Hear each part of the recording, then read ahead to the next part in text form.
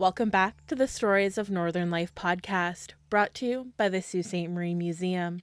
I'm your host, Nicole, and today we are doing another episode in our series, Reading History. The topic this week is the train wreck of 1910.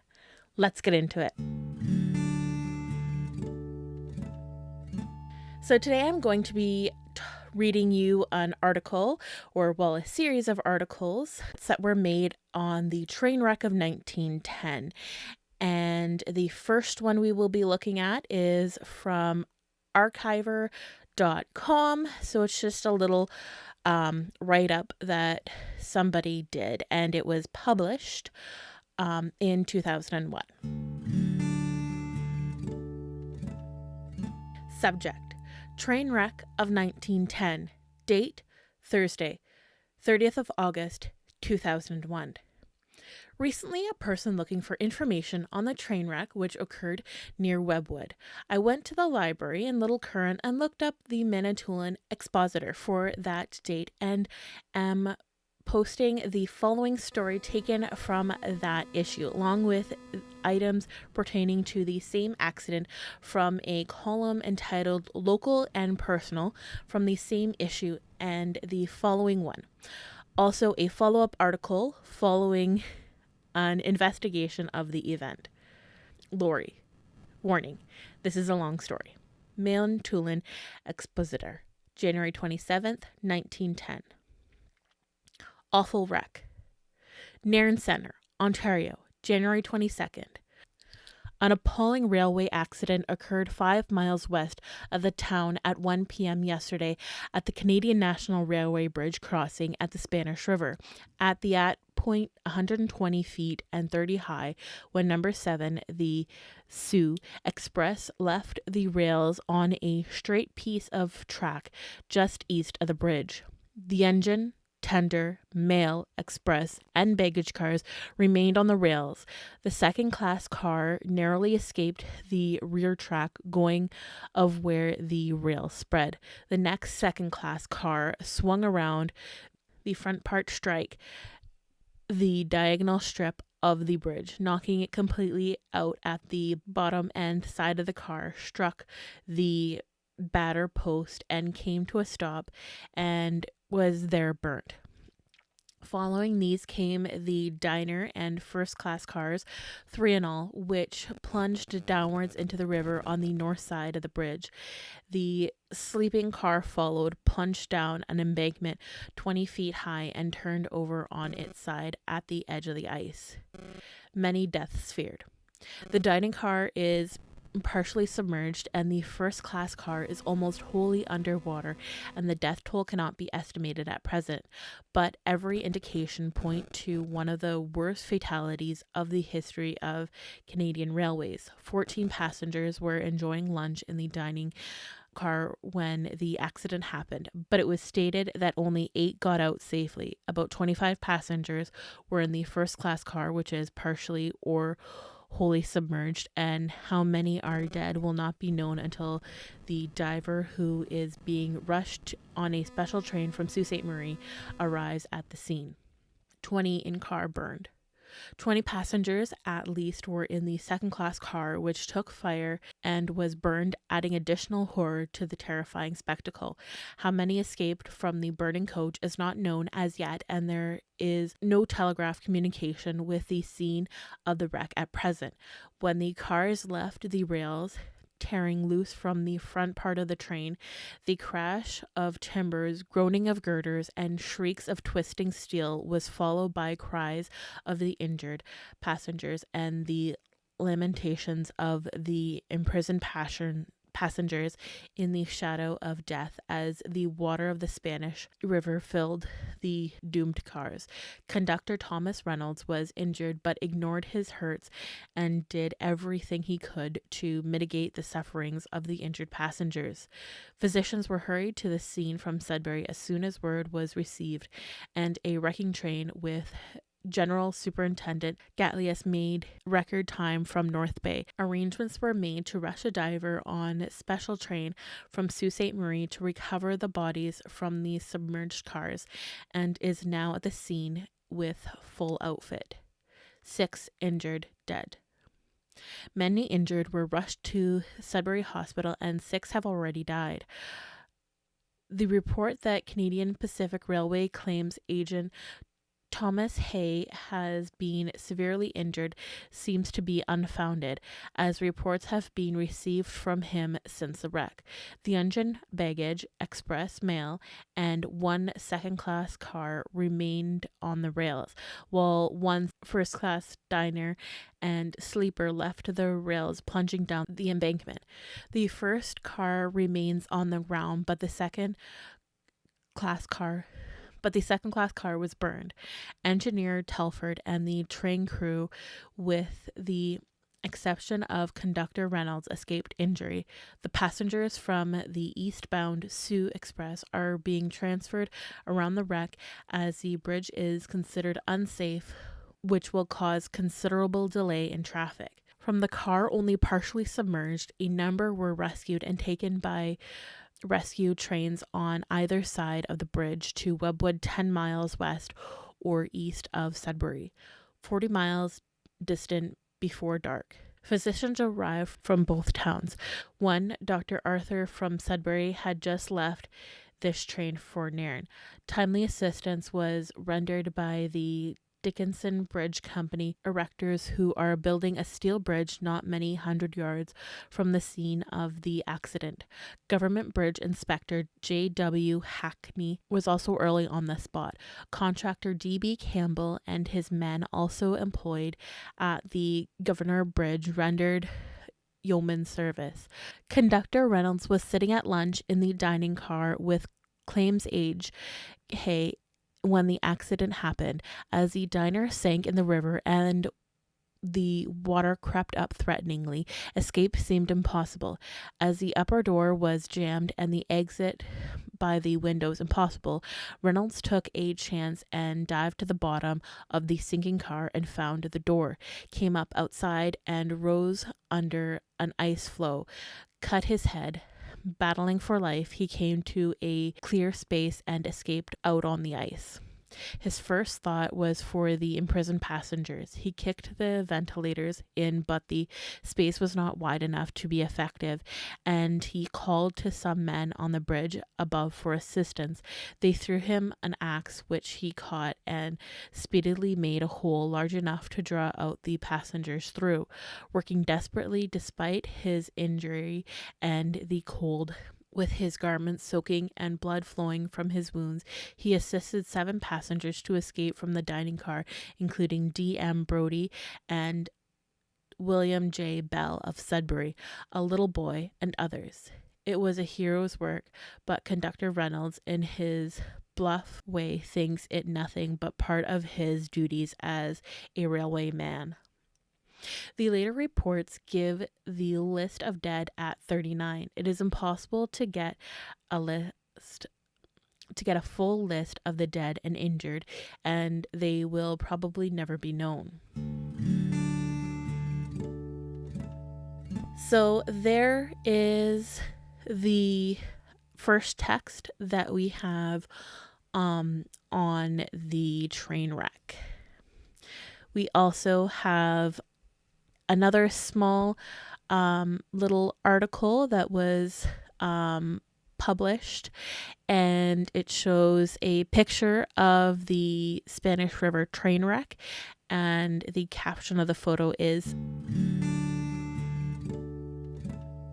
70 people perished in this train wreck at the Spanish River Bridge in January 1910. The Sioux Express Canadian Pacific Railway train number 7, carrying 100 passengers, was derailed, possibly due to a heave in the track. The last article I have for you is published in the Sioux Star, Saturday, May 26, 1979. 70 persons perished in 1910 CPR train wreck. By the Rapids, A Glance Back, by Linda Richardson. The Sioux Express CPR train number 7 was running on time. It had just passed Nairn on its run from Sudbury to Sault Ste. Marie on that cold January 1910 afternoon, and was nearing the approach to the Spanish River, where there was a 2-mile downgrade. The 100 passengers on board were in high spirits, unaware that as the train rounded the curve nearing the bridge, it had begun to lurch. The next moment, according to a story printed just after the accident, a second-class coach struck the bridge's ironworks, setting off a train reaction described as one of the most terrible massacres in the tragedy of road travel on the American continent. When the passenger car struck the bridge, it blocked the following cars, tossing them over the steeply sloped embankment into the deep waters of the Spanish River. The first-class car cut its way through the foot-thick ice, according to one report, taking 50 passengers to a watery grave. The diner followed. 3/4 of it was submerged under water, trapping passengers in the forward end of the car. The second-class car, suspended from the side of the bridge, began to burn, and as the timbers and framework crumbled, the burned remains of its 20 or more passengers dropped one by one in a pile on the river's ice. The death toll, according to 1910 reports, was 70, crushed, drowned, and burned to death. 70 lives sacrificed on CPR train number 7 at the Spanish River Bridge, the Algoma Advocate reported on January 28th. This terrible massacre, the paper said, had only one parallel: an Alpena train that ran into a Michigan forest fire 2 years earlier and roasted every soul on board. Investigators from the CPR and the Dominion Railway Commission arrived on the scene almost immediately. The Ontario government called an inquest, which opened less than 2 weeks later in Sudbury. The mail clerk by the name of Dundas, who survived the wreck, described the scene to the Advocate reporter. I ran back from the mail car when it stopped just a car length or two over the bridge, but before I got to the wrecked second-class coach, the bottom half of it was a mass of flames.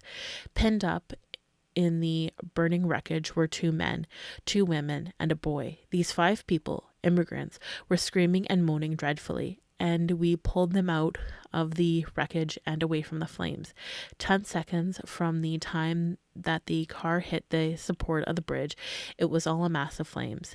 The immigrants' oil stoves were all upset, and in a moment that set the pile of matchwood going. After assisting in sewing up a gash on woman's leg, it was badly lacerated, lying open to the bone. He picked his way over the broken ice and was dragging a man from under the burning car when he heard a voice. "For God's sakes, come and help me. That man is past help, and I am still alive." His face was up at the ventilator, and he was hanging on by his hands on the edge of the opening. With many difficulties, I managed to get on the floating mass and get his hands and draw him through the small opening. He was almost stiff. He told of a Mrs. Rogers of Winnipeg, a sleeping car passenger who escaped injury. She sat tearing sheets, making them into bandages for the injured, and when there was no more linen, tore her underclothing. Miller, the first brakeman, was standing on the car that burned. When the brakes were turned on, he rushed out and turned on the emergency, and was on the platform when the car struck the bridge. The jolt threw him to the ice 30 feet below. His side was badly hurt, but he went around for hours rendering assistance to the suffering. A number of theories on the cause of the accident were advanced at the inquest conducted by a Toronto lawyer. Jerry Prue, a CPR section foreman who had been fired 19 days before the tragedy, said the track at the scene of the Spanish River train wreck was hard to keep from spreading because of muskeg. He said he had worked for the CPR for 27 years and for 6 years had been foreman at Nairn Centre, where he had supervised 8.5 miles of roadbed. The only trouble he had was the tendency of the steel to spread and break in the rails. George Spencer, a CPR superintendent, told the jury a portion of a break had been found near the place of the derailment, which might bear suspicion that too sudden application of the brakes had broken the train. The only thing the participants seemed to agree on was which car on the ill-fated Sioux Express started the rush down the embankment. It was now thought to be the first-class coach. The theory of the wreck, according to the February 10th edition of the Sioux Star, was within 200 feet of the bridge, or a little less than, the first-class car broke away from its leader and commenced its wild flight down the steep embankment to the ice, through which it crashed with its trapped passengers. The coupling between it and the next two cars held, dragging them down. Freed from the weight of the last cars, the second-class coach careened on the bridge within 46 feet of its stone facing. The first truck, open railway wagon, is the first to have left the rails. When the car crashed into the bridge's steel upper works, it was thrown diagonally across the tracks. The leading trucks then carried it upon the bridge, dropping it over the stone abutments to the side of the river 35 feet below. The jury's verdict was that the accident was the result of the derailment of the forward truck of the first-class coach. The cause of the derailment could not be determined. So there is our story, or stories I should say, the 1910 CPR train wreck at the Spanish River Bridge. I'm not sure how many of you have heard of this train wreck before. I certainly haven't, but it is a big train wreck that happened. A lot of people unfortunately lost their lives, and from the pictures of the accident, it was a real big disaster. These are some of the stories that are part of our history, and without going back and looking through the archives, a lot of them get lost. So I hope you are enjoying this reading history series and bringing little parts of the past back. So thanks for listening. Bye.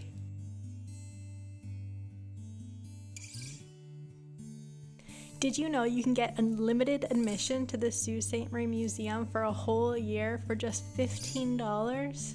Yep, that's right, and there's more perks to that too. Go to Sault Museum, that's SAULT, museum.ca, under Visit, and learn more about our membership options. And if you're a business, corporate or nonprofit, we have plans for you too. Reach out to us by emailing info@saultmuseum.ca with any inquiries. Hi, I'm J.L. Fizzell, and I write and publish poetry inspired by nature and the art of being human. These are some of my words. One of my favorite things about living in Northern Ontario is getting to adventure up here and highway driving. It's just endless trees and rocks and beauty and solitude, and it makes me feel connected. So here's Highway Stars. Moving down the highway with the sun shining down on me, kissing my skin with its warmth. If I close my eyes, I can imagine that I've become a shooting star, but I will never burn up.